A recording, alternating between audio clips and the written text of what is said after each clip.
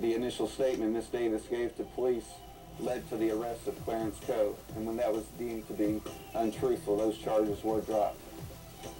Police on Saturday explaining why they released the man who's reportedly the boyfriend of little Shaniya's mother. Angie Crouch, investigative reporter. Speaking of the little child's mother, you have some new information? Well, this Clarence Coe, who's reportedly the boyfriend of the mother, first was arrested, then released. All charges have been dropped. And he reportedly told local reporters there that the mother is currently pregnant with his child. Police have not confirmed that for us, but that is another kind of scary fact. If this woman is indeed pregnant again, just lots more trouble coming. All right, Shaniya, Connecticut, your question or thought, ma'am? Yeah, hi, good evening, Jane.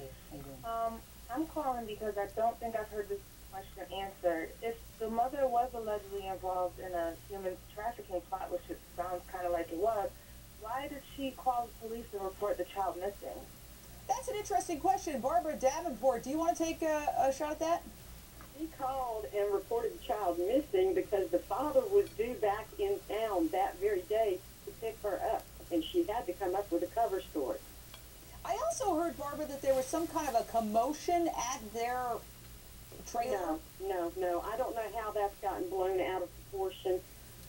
What the neighbor heard was like a scrubbing sound against the side of her mobile home. And she realized in hindsight that it was somebody opening the lid to her garbage can, because that's where Shaniya's blanket was found.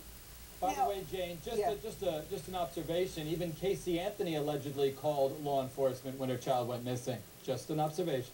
Now, Barbara, what about the residents? You're the manager of the mobile home park. These two sisters, Shaniya's mother and her sister, are living there. They've got other kids. And what were they like? Were they good tenants or good homeowners, renters? Well, the only two people that were supposed to be in that residence were Brenda Davis and her 2-year-old child.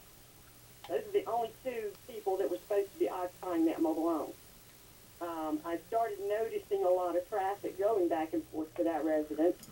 I asked Brenda repeatedly who else was living there besides her. She told me that Antoinette was there periodically because she needed Antoinette to watch her child while she was at work. And what's really interesting about that, Angie, is that Antoinette reportedly told the father of little Shaniya, oh, I got my own place, I deserve a chance to have my child back. But she didn't really have her own place. She was living with her sister.